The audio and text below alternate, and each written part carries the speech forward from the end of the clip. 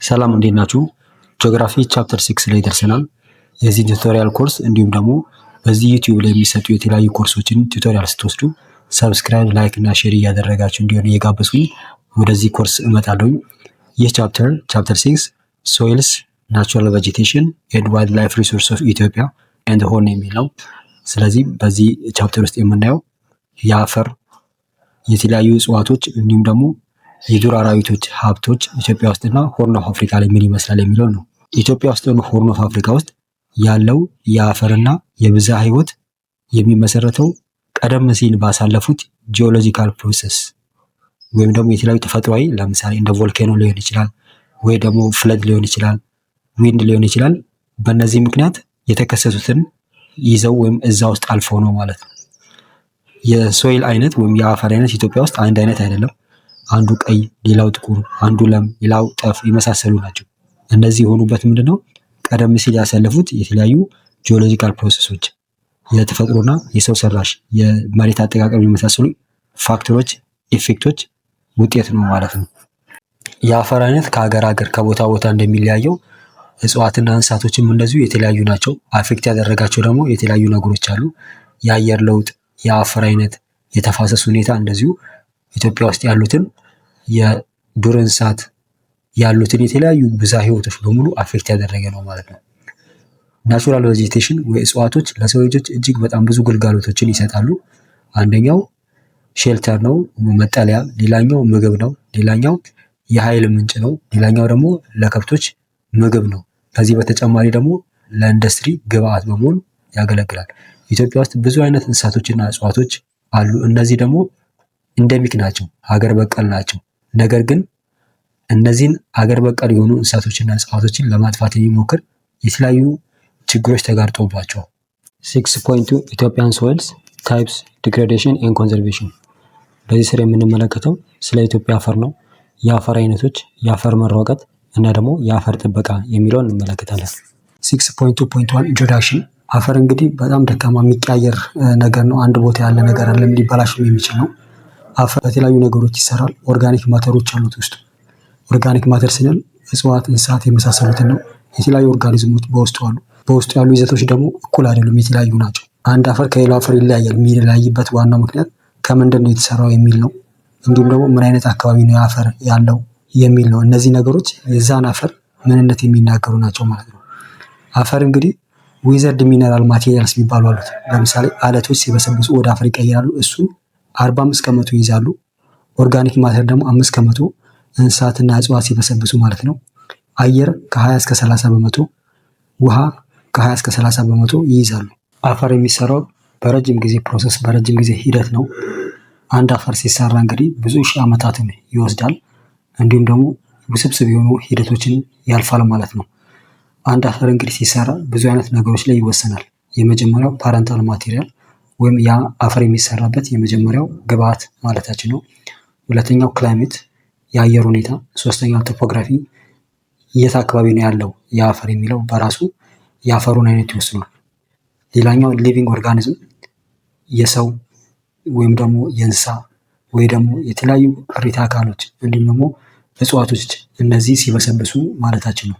እንዲሁም ደግሞ ጊዜ ምን ያህል ጊዜ ወስዷል የሚለው። ዌዘሪንግ የሚባለው አለቶች በስብሰው ወደ አፈርነት የሚቀየሩበት ሂደት ማለት ነው። እነዚህም የሚሆነው ከፍተኛ የሆነ ውሃ ኢሮዥን ሲኖር፣ ለምሳሌ የመሬት መሸርሸር በሚኖርበት ጊዜ ወይ የአለቱ መሸርሸር ጊዜ በሚከሰትበት ጊዜ፣ እንዲሁም ደግሞ ከፍተኛ የሆነ የሙቀት እንዲሁም ደግሞ የቅዝቃዜ የመሳሰሉ መለዋወጦች ሲያጋጥሙ፣ እንዲሁም ደግሞ ባዮሎጂካል አክቲቪቲ በዚህ ምክንያት ዌዘሪንግ ይከሰታል። 3 አይነት ዌዘሪንግ አሉ ለአፈር መከሰት የሚረዱ፣ እነሱ እንመለከታለን። የመጀመሪያው ሜካኒካል ወይም ደግሞ ፊዚካል ዌዘሪንግ የሚባለው ነው። ሜካኒካል ዌዘሪንግ የሚባለው አለት በነፋስ ሊሆን ይችላል፣ በሙቀት ሊሆን ይችላል፣ ሳይዙ ሲቀንስ ወይም ደግሞ ሲፈረካከስ ማለት ነው። ነገር ግን ውስጡ ያለው ይዘት አይቀይርም። የሚቀየረው ምንድነው? ሳይዙ ነው። በምን ምክንያት? በመቀዝቀዝ ወይም በመሞቅ ምክንያት ይፈረካከሳል። የዚህ ሜካኒካል ዌዘሪንግ ይባላል ማለት ነው። እንዲሁም ደግሞ በፍሪክሽን ምክንያት ሳይዙ ሲቀንስ ሜካኒካል ወይም ደግሞ ፊዚካል ዌዘሪንግ ይባላል ማለት ነው። ሁለተኛው ባዮሎጂካል ዌዘሪንግ የሚባለው ነው። ባዮሎጂካል ዌዘሪንግ የሚባለው የአለቱ ሳይዝ ወይም መፈረካከስ በሚመጣበት ጊዜ ነው። ይህም የሚሆነው በእጽዋት በእንስሳትና በረቂቅ ነፍሳት በሚሆንበት ጊዜ ነው። ለምሳሌ ትላልቅ ዛፎች ስራቸው ወደ ውስጥ እየጨመረ እያደገ ሲመጣ አለቶችን ይሰነጣጥቃሉ። ፊዚካል ቢሆንም ነገር ግን ዋናው ነገር አለቶቹ የተሰነጠቁት በስሩ ምክንያት ነው። ስለዚህ ይሄ ባዮሎጂካል ዊዘሪንግ ይባላል ማለት ነው። ከዚህ ጋር ተያይዞ ደግሞ የአለቱ ኬሚካል ኮምፖዚሽን ደግሞ በትናንሽ ነፍሳቶች በሚቀየርበት ጊዜ ይሄ ባዮሎጂካል ዊዘሪንግ ያስብለዋል። ሶስተኛው ኬሚካል ዌዘሪንግ ነው። ኬሚካል ዌዘሪንግ የምንለው አለቱ የኬሚካልና የሚነራል ይዘቶቹን በሚቀይርበት ጊዜ ነው። ይህም የሚሆነው በሃይድሮላይሲስ፣ በኦክሲዴሽን፣ ሪዳክሽን፣ ሃይድሬሽን፣ ካርቦኔሽን እና በሶሉሽን ነው። እያንዳንዱ አፈር ከየት ነው የመጣው? ኦሪጂናል ማቴሪያሉ ወይም ደግሞ ፓረንታል ማቴሪያል ከየት ነው የመጣው? የመጀመሪያው ሮክ ምንድን ነው የሚለውን ያሳያል። ነገር ግን አሉቪያል ሶይል የሚባለው በኢሮዥን ወይም ደግሞ ተሸርሽሮ ሌላ ቦታ ሄዶ የሚገኝ ስለሆነ ኦሪጂናል ማቴሪያሉ እዛ አይገኝም ማለት ነው ያለበት ቦታ። ስለዚህ ኦሪጂናል ማቴሪያሉን ላይናገር ይችላል። ነገር ግን እዛ አካባቢ ያሉ ተሸርሽረው አለቱ ተሸርሽሮ የሚሰራው አፈር ከምን እንደመጣ ይናገራል ማለት ነው። ቀጥሎ የምናየው ደግሞ የአፈር መሰረታዊ ባህሪያቶች ምንድን ናቸው የሚል ነው። እነሱ እንመልከት። የመጀመሪያው ባህሪ ፊዚካል ፕሮፐርቲስ የሚባል ነው። ፊዚካል ፕሮፐርቲ የምንለው ደግሞ የአፈር ውጫዊ ባህሪያቶች ማለት ነው። ለምሳሌ ቴክስቸር ለስላሳ ነው፣ ሻካራ ነው። ስትራክቸር ደግሞ የአፈር ንብርብሮች ማለታችን ነው። ሌላኛው ደግሞ ፕሮሴት የሚባለው ነው። ይህ ደግሞ አፈር ውስጥ ያሉ ቀዳዳዎች ማለት ነው። ስለዚህ እነዚህ ምንድነው ውሃን ለማንሸራሸር አየርን ለማንሸራሸር የሚጠቅሙ ናቸው። ይህም ደግሞ የአፈሩ ለማብቀል ምን ያህል ዝግጁ ነው ወይም ይጠቅማል የሚለውን የሚወስዱ ናቸው። ሁለተኛው ኬሚካል ፕሮፐርቲ ወይም ደግሞ የኬሚካል ይዘት ማለታችን ነው። ይህን ስንል የአፈሩን ሚነራል፣ ኤሌክትሪካል ኮንዳክቲቪቲ፣ ሶይል ፒኤች የመሳሰሉትን ማለታችን ነው። ይህም ደግሞ የአፈሩን ጠባይ ለምሳሌ አሲዲክ ነው ወይስ አይደለም፣ ለምሳሌ በቀላሉ ብንወስድ ይህን የሚያሳይ ነው። 6.2 ሜጀር ሶይል ታይፕስ ኢን ኢትዮጵያ። ኢትዮጵያ ውስጥ ያሉት ዋና ዋና የአፈር አይነቶች ምንድን ናቸው የሚለውን እንመልከት። ኢትዮጵያ ውስጥ በአብዛኛው የአፈር አይነቶች የተሰሩት ከክሪስታላይን፣ ከቮልካኒክ እና ከሜሶዞይክ ሴዲሜንታሪ ሮኮች ነው። ስለዚህ በአብዛኛው የአፈር አይነቶች መሰረታቸው ምንድን ነው ማለት ነው፣ ጂኦሎጂክ ስትራክቸራቸው ምንድን ነው ከሚለው የተጠናና የተወሰደ ነው ማለት ነው። ይህን ስንል ግን ከረጅም ጊዜ በኋላ ዲኮምፖዝ ያደረጉ እና ሴዲሜንት ያደረጉ የአፈር አይነቶች የሉ ማለታችን ግን አይደለም። የፋኦ ጥናት እንደሚያሳየው ፉድ ኤንድ አግሪካልቸር ኦርጋናይዜሽን እንደሚያሳየው ከሆነ ኢትዮጵያ ውስጥ 18 አይነት የአፈር አይነቶች አሉ። ይህም ደግሞ 1:2 ሚሊዮን ሬሾ ላይ ነው። ይህም አንድ ዩኒት ማፕ ላይ 2 ሚሊዮን መሬት ላይ የሚለውን የሚያሳይ ነው። ስለዚህ ለማንኛውም ፋኦ 18 አይነት የአፈር አይነት ኢትዮጵያ ውስጥ አለ ይላል። ከነዚህ ውስጥ ደግሞ 11 አይነቶቹ ደግሞ 87.4 የሚሆነውን የሀገሪቱን ክፍል የሚሸፍን ነው። ኢትዮጵያ ውስጥ 6 ዋና ዋና የአፈር አይነቶችን ዲስከስ እናደርጋለን። ዲስከስ ስናደርግን በእነዚህ ነጥቦች ነው። የመጀመሪያ ኢንቫይሮንመንታል ኮንዲሽን። ኢንቫይሮንመንታል ኮንዲሽን ስንል ፓረንታል ማቴሪያሉ ነው። ያ ማቴሪያል ኦሪጂናል ከምንድን ነው የመጣው? የሆነ አፈር ሲሰራ መጀመሪያ ላይ ያን አፈር የሰራው ግብአቱ ምን ነበር የሚለውን ከማየት ነው። ክላይሜት ኮንዲሽን፣ ቶፖግራፊ እና ደግሞ እንዴት ነው የተሰራው ከሚል ነው። ሁለተኛው ካራክተሪስቲክስ። ካራክተሪስቲክስ ስንል የኬሚካል እና ውጫዊ ወይም ፊዚካል ፕሮፐርቲዎቹ ምንድን ናቸው ከሚለው ነው። ሶስተኛው አግሪካልቸራል ስዊታቢሊቲ፣ ለግብርና ምን ያህል የተመቸ ነው ወይም ተስማሚ ነው የሚለውን ከማየት ነው። አራተኛው ደግሞ ኦከረንስ፣ የት ነው የዚህ አይነት አፈር የሚገኘው ከሚለው አንጻር 6 ዋና ዋና የአፈር አይነቶችን እንመለከታለን። የመጀመሪያው ኒቶሶልስ ኤንድ አክሪሶልስ የሚባለው ነው። የምንጀምረው ኒቶሶልስ ከሚባለው ነው። ኒቶሶልስ ተራራማ ሆኖ ቁልቁለት አይነት አካባቢ ላይ የሚገኝ ነው። የፓረንታል ማቴሪያሎቹ ደግሞ ወይም ደግሞ ኦሪጂናል ማቴሪያሎቹ የዚህ የኒቶሶልስ ከቮልካኒክ ወይም ደግሞ ከእሳተ ገሞራ እንዲሁም ከእሳተ ገሞራ አመድ እንዲሁም ደግሞ ከሜታሞርፊክ ሮክ የተገኘ ነው የዚህ አይነት አፈር። ይህ ኒቶሶልስ የሚባለው አፈር ትሮፒክስ ውስጥ ካሉ አፈሮች በጣም ፕሮዳክቲቭ ከሚባሉ ምርታማ ከሚባለው ውስጥ የሚመደብ ነው። ይህ ኒቶሶልስ የሚባለው አፈር በአብዛኛው ተራራማ አካባቢ የሚገኝ ነው። ከፍተኛ የሆነ ዝናብ የሚያገኘው አካባቢ ላይ የሚገኝ ነው። እንዲሁም ደግሞ ጥቅጥቅ ደኖች ውስጥ የሚገኝ አፈር አይነት ነው። ይህ አካባቢ ከፍተኛ ዝናብ ስለሚያገኝ አፈሩ ሊች ያደረገ ነው ወይም ደግሞ የተሸረሸረ ነው። በዚህ ምክንያት ሚነራሎች ለምሳሌ ሶሉብል ሚነራል የሚባሉ አሉ አይደል? በውሃ የሚቀልጡ ለምሳሌ እንደ ፖታሽየም፣ ካልሽየም ያሉትን የለውም እዚህ አካባቢ ወይም ዝቅተኛ ነው። ነገር ግን በኖን ሶሉብል የሚባሉ በውሃ የማይቀልጡ እንደ ለምሳሌ አይረን፣ አልሙኒየም በከፍተኛ ደረጃ ይገኛል። ከፍተኛ ደረጃ የአይረን ክምችት ስላለ እዛ አካባቢ የአፈሩ አይነት ሬድ ብራውን አይነት ከለር ይዞ ይገኛል ማለት ነው። ይህ አካባቢ የሚታረሱ የተራራ አካባቢዎች ላይ የሚገኝ ነው። ለምሳሌ የምዕራብ ከፍተኛ ቦታዎች ለምሳሌ ወለጋ ሊሆን ይችላል። እንዲሁም ደግሞ የደቡብ ምዕራብ ከፍታም ቦታዎች ለምሳሌ ከፋ፣ ኢሉባቡር እንዲሁም ደግሞ ደቡባዊ ከፍተኛ ቦታዎች፣ ማዕከላዊ ከፍተኛ ቦታዎች እንዲሁም ደግሞ የምስራቅ ከፍተኛ ቦታዎች ላይ የዚህ አይነት የአፈር አይነት አለ። አክሪሶልስ የሚባሉት ትሮፒክስ ውስጥ ከሚገኙ የአፈር አይነቶች በጣም ዝቅተኛ የሆነ ለምነት ያላቸው የአፈር አይነቶች ሲሆኑ የኬሚካል ይዘታቸውን ያጡ ናቸው። አፈሮቹ በጥቅም ላይ በሚውሉ ጊዜ ያለው ንጥረ ነገር እየጠፋ የሚሄድ ነው። የዚህ የአክሪሶልስ አይነት ወይም የአክሪሶልስ የሚባለው የአፈር አይነት የተለያዩ ችግሮች ሲመጡ ያንን ተቋቁሞ የሚያልፍ የአፈር አይነት አይደለም።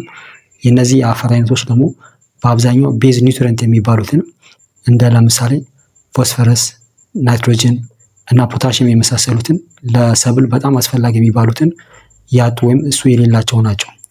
የሚገኙትም በደቡብ ምዕራብ ከፍተኛ ቦታዎች፣ ኪስ ቦታዎች ከፍተኛው ዝናብ በሚገኝበት ከኒቶ ሶልስ በተጓዳኝ የሚገኙ የአፈር አይነት ናቸው። ሁለተኛው ቨርቲሶልስ ይባላል። ቨርቲሶልስ የሸክላ አፈር ነው። ይህ አፈር በተለይ ደግሞ በቀዝቃዛ ጊዜ የማበጥ አይነት ባህሪ ሲኖረው፣ በደረቁ ጊዜ ደግሞ የሚሰነጣጠቅ አፈር ነው።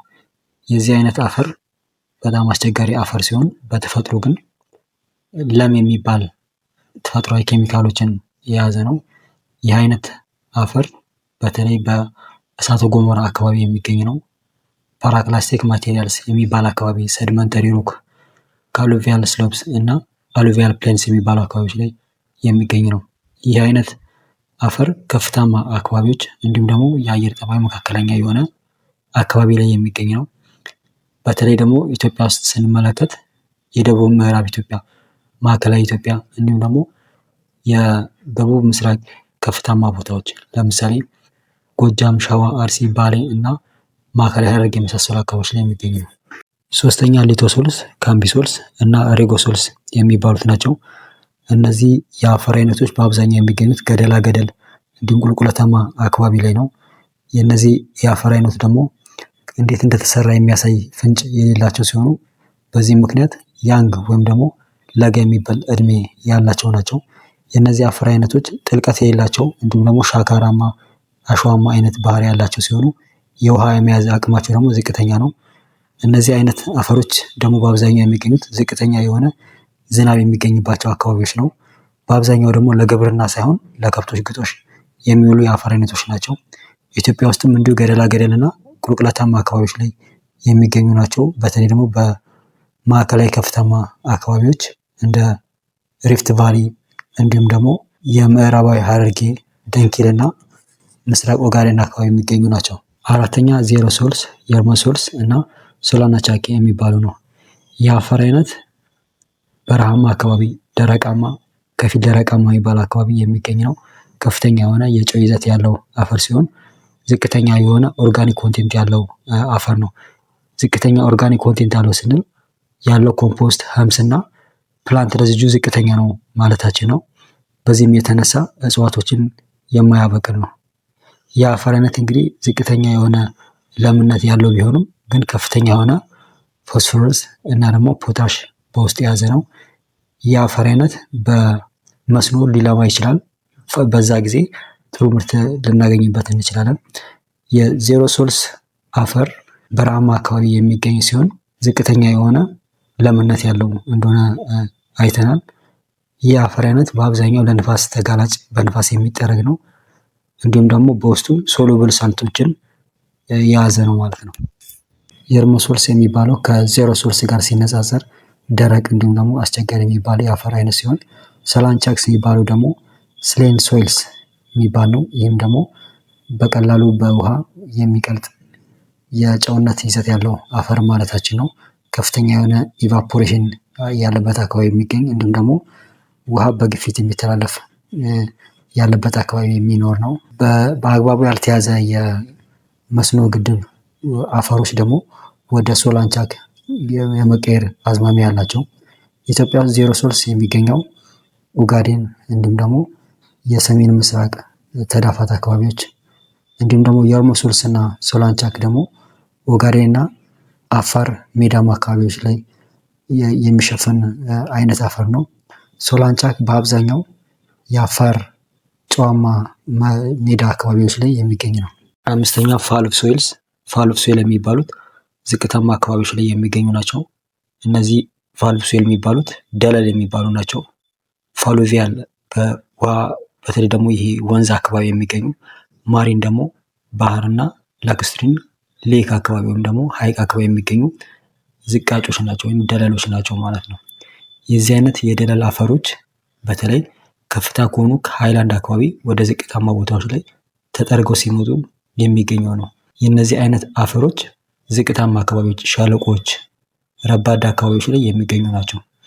ኢትዮጵያ ውስጥ ደግሞ የኦሞ፣ የአዋሽ፣ አባይ እንዲሁም ደግሞ የአኮቦ ባሮ ሜዳማ አካባቢዎች፣ ሸለቋማ አካባቢዎች የሚገኙ ናቸው። ኢትዮጵያ ውስጥ በተለይ ደግሞ የሌክ ሪጅን የሚባሉት ሪፍት ቫሊ ውስጥ የሚገኙት ሀይቆች አካባቢ የፋሉቪያል ሶይል መገኛ ነው። ፋሉቪ ሶይል በጣም ተለዋዋጭ ናቸው፣ ነገር ግን ለግብርና በጣም አመቺ የሚባሉ ናቸው። ምክንያቶቹ ደግሞ አንደኛ እነዚህ አይነት አፈሮች ወይም ደግሞ የእነዚህ አይነት ደለሎች የሚገኙት ሜዳማ አካባቢ ነው። ሜዳማ አካባቢ ደግሞ ለግብርና አመቺ ነው። ሌላኛው ደግሞ ፋሉቭ ሶይልስ ከወንዝና ከከርሰ ምድር ውሃ ጋር ተያያዥነት ስላላቸው አመቺነታቸው ከዚህ ጋር በተለይ ደግሞ ሰፊ የሆነ የመስኖ ልማት ለማካሄድ ስለሚመች ነው። ሶስተኛው ደግሞ ሁል ጊዜ የሚታደሱ ናቸው። ምክንያቱም ዝቅታማ ቦታዎች፣ ሜዳማ ቦታዎች ላይ ደለል ከላይ በጎርፍ ይዞ የሚመጣውን ለምነት ሁል ጊዜ ስለሚሰጥ እነዚህ የፋሉቭ ሶይሎች ሁል ጊዜ በለምነታቸው እየታደሱ ስለሚሄዱ ነው። ስድስተኛ ሉቪ ሶይልስ የሚባለው ነው። ሉቪ ሶይልስ እርጥበትና ደረቃማነት በሚፈራረቅበት አካባቢ የሚገኝ ሲሆን የአፈሩን ለምነት ደግሞ በጣም ያልታጠበ የአፈር አይነት ነው። የአፈር አይነት ከሩት ሶይልስ ጋር በተጓዳኝነት የሚገኝ ነው። ሉቪ ሶይልስ የኬሚካላዊ ንጥረ ይዘቱ በጣም ጥሩ ሲሆን ለግብርና ደግሞ ተመራጭ የሚባል በጣም ቆንጆ የሚባል የአፈር አይነት ነው በትሮፒክስ ውስጥ። ይህ የአፈር አይነት ደግሞ በጣም በከፍተኛ ሁኔታ የታረሰ የአፈር አይነት ሲሆን ተዳፋትና ድንጋያማ በሆነ አካባቢ ለከብቶች ግጦሽ የሚተው ነው፣ ለግብርና ሳይሆን። ኢትዮጵያ ውስጥ በጣና ሐይቅ እንዲሁም ደግሞ አንዳንድ የሰሜን አካባቢ መካከለኛ እና ምስራቃዊ ከፍታማ ቦታዎች እንዲሁም ደግሞ የደቡባዊ ዝቅታማ ቦታዎች ላይ ይገኛል።